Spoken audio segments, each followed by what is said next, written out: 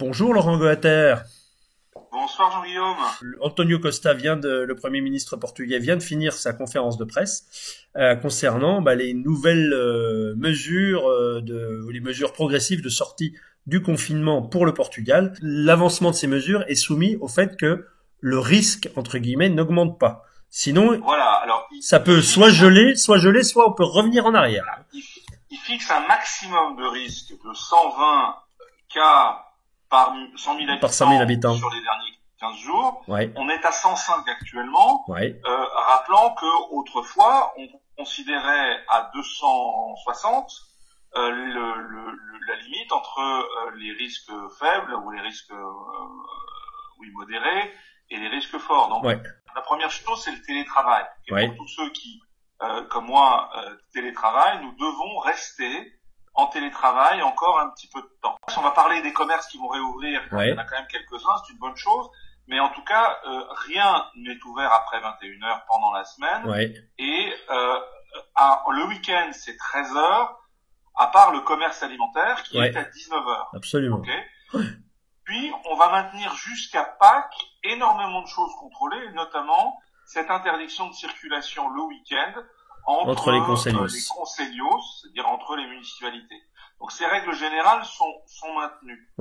Après, à partir de lundi prochain, 15 mars, on a quand même un certain nombre de choses qui ouvrent et c'est important. Alors, les crèches, tout ce qui est école primaire et école, maternelle, dans tout le secteur, etc., y compris les ATL, c'est-à-dire les ateliers de temps libre qui s'occupent des enfants en dehors des heures scolaires, ça va réouvrir le 15 mars. La possibilité d'acheter à la porte d'un commerce, que ce soit un commerce alimentaire ou pas alimentaire, cette possibilité sera réouverte également à partir de lundi. Très important, pour moi en tout cas, les coiffeurs vont réouvrir à partir de lundi, y compris également les manucures et je dirais toutes les professions un petit peu similaires. Les librairies. Également, le commerce immobilier, le commerce automobile et puis le commerce immobilier. Donc toute cette activité-là reprend. Et les bibliothèques. Y compris les bibliothèques aussi et les archives. Okay. Ça, c'est ce qui va démarrer à partir de lundi prochain. Absolument. Donc effectivement, Pâques c'est le week-end jusqu'au 5 avril. Le 5 avril, on va ouvrir les autres niveaux des écoles, c'est-à-dire le deuxième et le troisième cycle, comme on dit. On va ouvrir les équipements sociaux qui sont dirigés vers les personnes avec des handicaps. On va ouvrir les musées, les monuments. Donc on va pouvoir à nouveau aller voir les musées, les galeries d'art également, pas encore les théâtres, mais en tout cas les musées, ce qui est statique si vous me permettez. Et puis toutes les boutiques de moins de 200 mètres carrés qui ont un accès à la rue vont pouvoir réouvrir, évidemment avec des normes de restriction, de capacité, etc. En avril, on va aussi ouvrir les marchés non alimentaires, mais c'est une décision municipale. Et puis, on va ouvrir les terrasses. Alors, sur les terrasses, on va vous dire, vous pouvez être servi, mais vous ne pouvez pas être plus que 4 personnes ensemble à table. Donc, on ne parle pas véritablement des restaurants, c'est pas très clair, mais en tout cas, en gros, en terrasse, on va pouvoir fonctionner à partir du 5 avril, mais avec maximum 4 personnes. On parle aussi de tous les sports avec des risques faibles. Nos amis qui font du golf, par exemple, sur les réseaux sociaux, me demande déjà si c'est possible. Oui, le golf effectivement sera possible, mais seulement après Pâques, comme toutes les activités physiques à l'air libre, dès lors qu'on ne réunit pas plus que 4 personnes en même temps. Donc votre équipe de foot ne va pas pouvoir jouer. En revanche, votre groupe de golf va pouvoir le faire. Et on permettra au gymnase, au club de sport de fonctionner, mais sans aucune classe de groupe. Pas de leçon de groupe. Voilà. Alors, on attend encore presque 15 jours, et puis on arrive au 19 avril. Là, on va ouvrir l'enseignement secondaire, l'enseignement supérieur, les cinémas, les théâtres, toutes les salles de spectacle d'une manière générale, avec à nouveau certainement des restrictions de lotation, je ne sais pas comment dire ça dans un français correct. Des restrictions de jauge.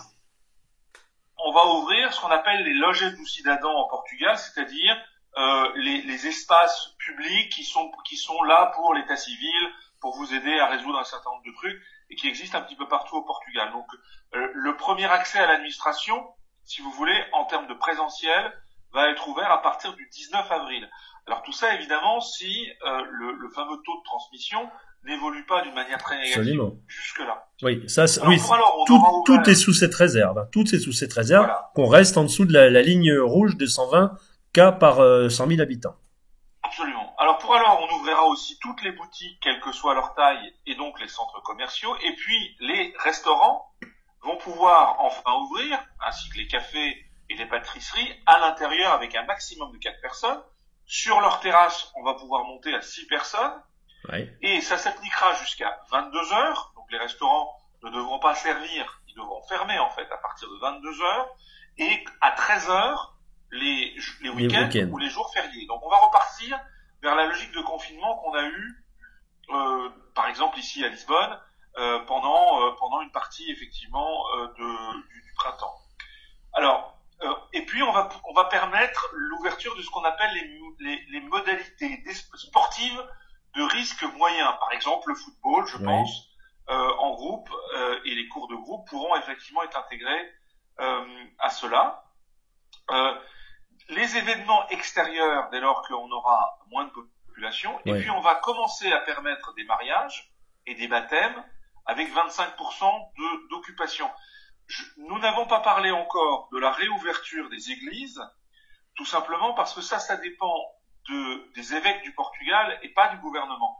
D'accord. Donc, je pense que demain, les évêques du Portugal réagiront sur ce qui va être offert, et je pense que le dilemme qui va s'opposer à eux va être de savoir est-ce que on réouvre les églises pour Pâques, qui est quand même une fête extrêmement importante pour les chrétiens, ou est-ce que par prudence on garde les églises fermées jusqu'à la fin de la période de Pâques. Donc la réponse sera certainement donnée demain par la conférence des évêques du Portugal.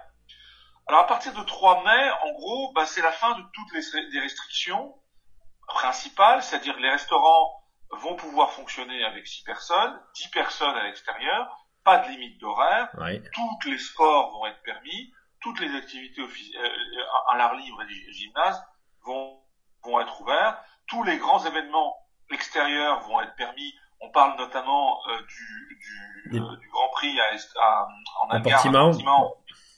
Effectivement, ce sera après le 3 mai.